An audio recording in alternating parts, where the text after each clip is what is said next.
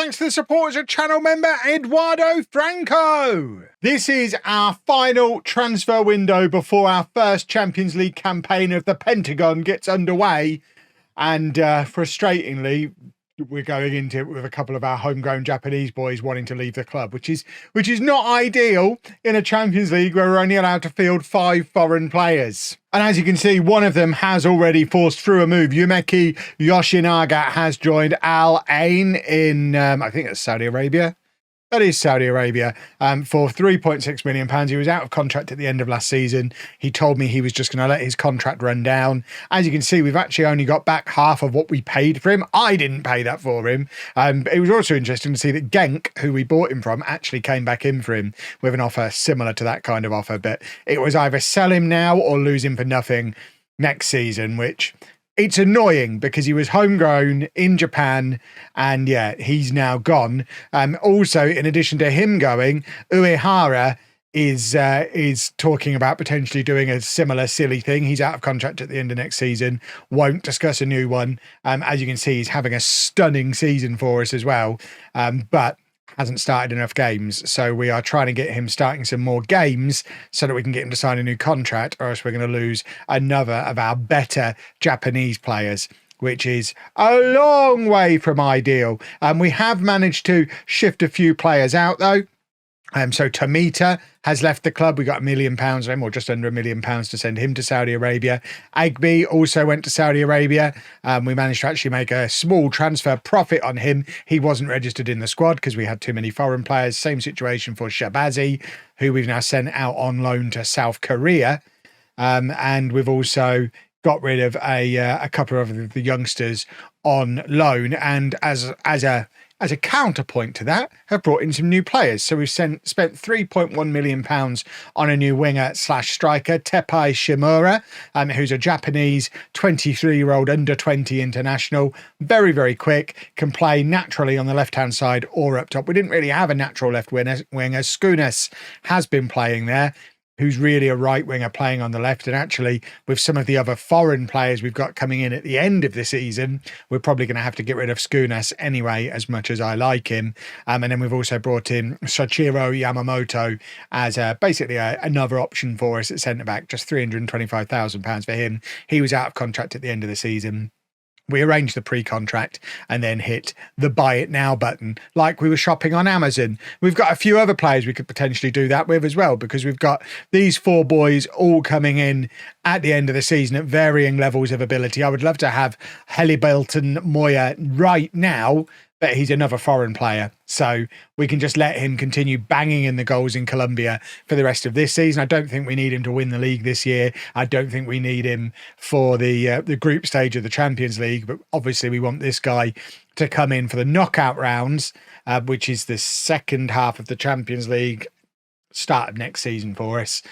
So he'll be joining us then, at which point we're going to have to get rid of another foreign player. We also have Kim Jin-ho, who is another foreign player, joining us as a very quick, very good left winger. So yeah, we're going to need to get rid of 2 of our foreign players, which is not ideal. And we do have a new backup right back coming in as well, and a new backup goalkeeper who at 25 has got an international cap for Japan. So I talk about him being a backup. He's been a regular starter in the J League for years. He might end up taking over as our actual goalkeeper. That's not what we signed him to do. That might be what he ends up doing. We've got a few days of transfer window left. There's still a little bit of money left to spend as well. So there might still be some more action one way or the other. But for now, we're going to play a football match. Should probably mention the football. We're well clear at the top of the league, as you would expect, 8 points clear of Vissel Kobe. We're actually running quite well in the cups as well. We're through to the quarterfinal of the Emperor's Cup, where we will play Vissel Kobe, and we're also into the quarterfinal of the J League Cup. So we are looking for a quadruple this season. Obviously, we haven't even entered the Champions League yet. We have no idea how good we are Champions League-wise. In fact, it's probably worth looking at Asian Champions League. Let's see how the Japanese teams get on in this. What's it called? Should we just put in Champions League? Is it the AFC Champions League? Is that what it is? AFC Champions League. I think it's this one. So Japanese teams I mean, there are none in even the... Oh, that's a playoff. In fact, that's because that's the West. We need the East playoff. It's really hard to say. So, finalists... I mean, Vissel Kobe won it a couple of years ago and got to the final the year before. And I think we could win the Champions League first time of asking. It's not too much to ask, is it?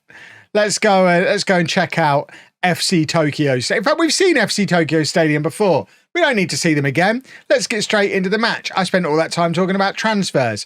This is the team. It's Uemura in goal. A back four of Farias, Aprile, Takasu and Matsuyama. Inamura at the base of the midfield with Solano and Hidaka ahead of him. Skunas on the left. Uehara on the right, trying to get some games into him. And Okada up front. We are on another of our trademark long unbeaten runs. And fingers crossed, can pick up another win today and continue stretching our lead at the top of the table. This is actually the toughest game we've had for quite a while, though. I mean, to let you behind the curtain a smidgen, the previous episode was recorded about a week ago because the second half of last week I was at Disneyland Paris. So, yeah, I've not lost a game, I don't think. I don't think I've lost a game this morning. I'm recording this on Monday afternoon, just before the episode comes out. I don't think I've lost a game yet today. So I'm in incredible form. I haven't closed the game from off the back of that run. So there's not really any excuses if we don't win here. There you go, Inamura, who is our new vice captain. It's actually gone down as an own goal, but we do go 1-0 up after 20 minutes, and that'll do nicely. Let's continue to stretch our lead at the top of the table. We are considerably better, and it's dangerous saying this at this stage of the match when we're playing away from home against a team who are trying to get into the Champions League themselves, but I feel that we are considerably better than almost every other team in this league. I mean, you just have to look at the league table. We're currently 11 points clear of Kobe, but them in turn are 10 points clear ahead of everybody else. So there's us all the way up here, Kobe like a little bit below us, and then everyone else is down here. It's almost, we've turned Japan into Scotland, basically. And no, I'm not going to tell you which way round the two good teams in Scotland are, because that's just going to invite a bunch of maniacs into my comments. But you all know, you can all figure it out. You've all got your own views, but we've basically turned Japan into Scotland. It's a 2-horse race, and we're the bigger, faster horse. Didn't know I was going to be talking about horses today. That's a penalty kick. Just there. That's a penalty kick. Come on, ref. You know what to do. Just let us keep winning football matches and just take lots of good form and a really good squad into the Champions League. That's what we're looking for here. I would love to be able to find one more gem of a Japanese player before this transfer window closes. But ultimately, it is only the group stage that we've got to get through with this transfer window. We then have our big transfer window, the equivalent of the European summer, our winter transfer window, between the group stage and the knockout stage. So I think, and this is one thing I probably need to check because I haven't, I think we can make unlimited changes to our Champions League squad at that point. I know in Europe you are limited, aren't you? I think it's just, is it 3 changes you can make? So you can't have a huge change midway through. Surely in Asia, with it being structured the way it is, they can't make us work on that basis here, can they? Can they? Because otherwise that makes the next few days of this window even more important. There's not even time for you to give me an answer. I've got to record the second half of the episode. The window will be closed by the end of the episode.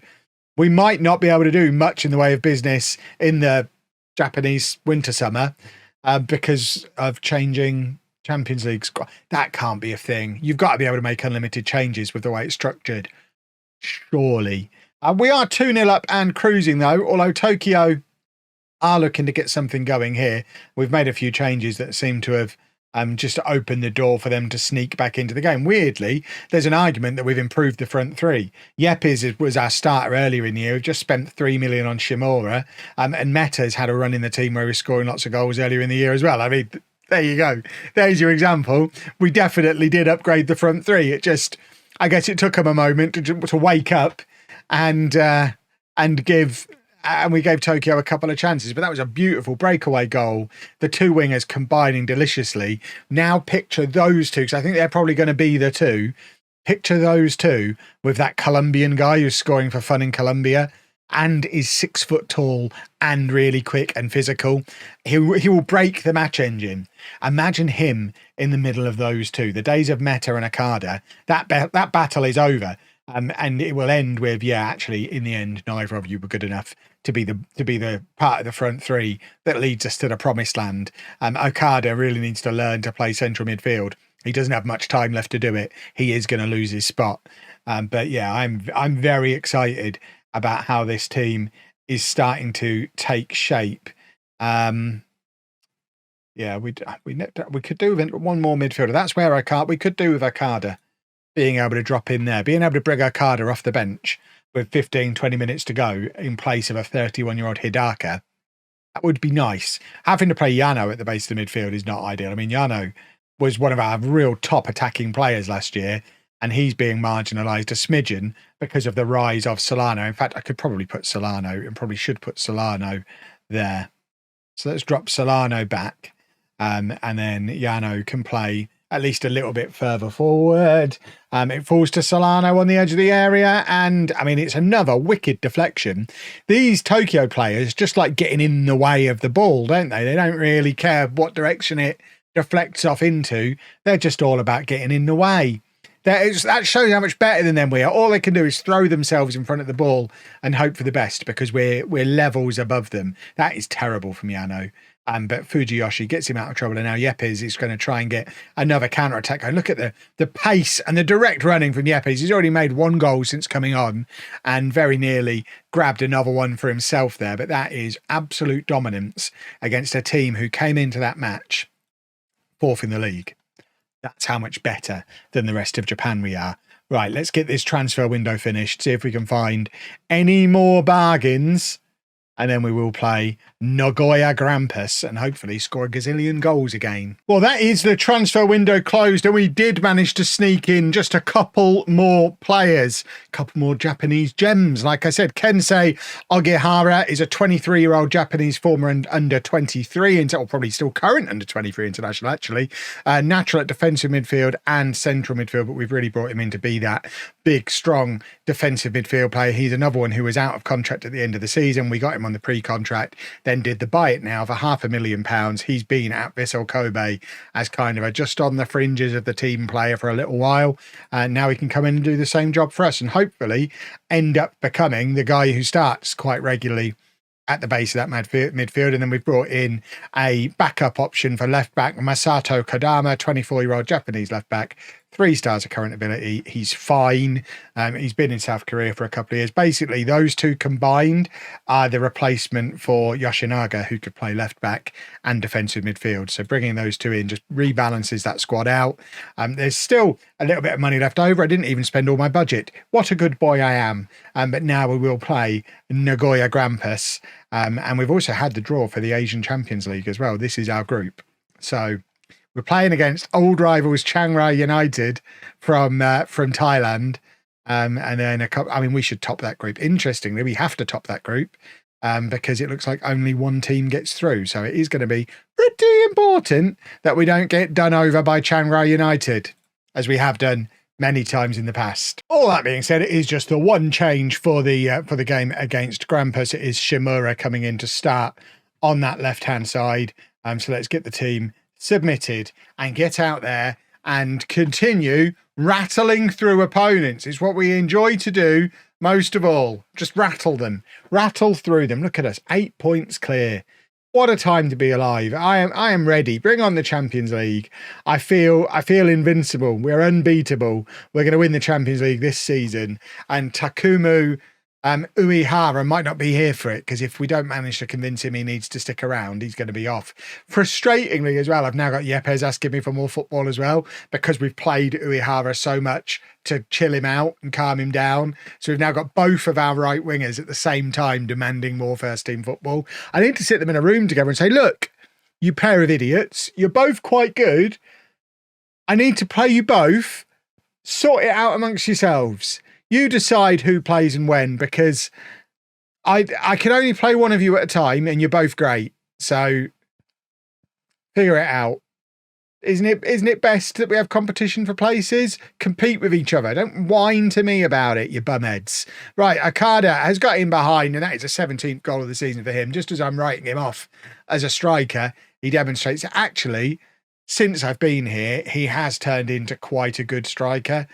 We didn't really think he had this in him when I first arrived, but sometimes, and it happens very rarely, sometimes I make the odd mistake about a player, and I think that situation may have occurred with Okada. There he is, acting the creator this time for Uehara, who can't quite direct his header goalward. Vissel Kobe losing. They're drawing against Gamba Osaka, our big rivals. But that does put us 10 points clear at the top. If that ends in a draw, 10 points clear with, what is that, 12 games still to play? They're quite good. Look, we can even do short corners now. We don't even need to mess around. We don't have to just aim for the big guy anymore. We can mix things up. We're that good. We're, look at this. Uehara's in again. And once again, he can't direct a header towards goal. I mean, he needs to, if he's going to get the opportunities like that, he does need to convert them, because he's had a couple of very big chances. Yepes would have scored. Get them in a room together. Hidaka now can't keep a header down. How many missed headers are we going to have today? 8 shots, only 3 of them on target. We've got to be testing the keeper. And now Okada has picked up a knock. Uehara is going to take a corner just on the stroke of halftime. We're going to take Okada off at halftime. There is a prelay showing that there is still merit in aiming for the big guy, although he, just like everybody else, couldn't keep his header down. We'll bring on Meta to play up front at the expense of Okada, who's picked up a knock. Shimura, of course, can play up front as well, so it's always an option to shift him up there. But for today, we get Meta. Meta can go and play in that role. I know we did sign a second Okada back in the summer winter. You might be wondering what happened to second Okada. He's gone out on loan. I mean, what were we going to do with a third best striker when we only play one striker? Answer, not really play him, and then he gets annoyed. We shouldn't have spent as much money on him as we did. We have now conceded the first goal on target that they've had, and we have conceded. So it would be very nice if a prelay could do that. I've just done a bit where I said we don't need to aim for the big man, and then we do it, he scores, and I get outed because it shows that's his 10th goal of the season. Leave me alone. He's not the only reason. He's 6'4". You can't teach that. He's very handy to have around. I'd love to have a couple more big boys like that, so they didn't know which one we were aiming for. But yeah, he is quite useful. Oh, I'm a monster. Right, Inemura, our defensive midfielder, the furthest man forward here. Hidaka's got Uehara on the overlap. This time he gets to have a shot on his foot. With his feet, he can score. It's just on his head that he can't. 4-1 now. That should be job done. We don't need to see the replay. I mean, if you've watched how much I'm shuffling around during this video, I just need the video to end now. I need to get out of this chair. I'm still in my special ergonomic chair, which does... It really, honestly, it's really helping the back. But goodness me, it's a terror on the testicles. Oh, it's so uncomfortable. 5-1, a prelay scored again. Lovely stuff. Can we wrap this one up, lads? We don't need any more highlights.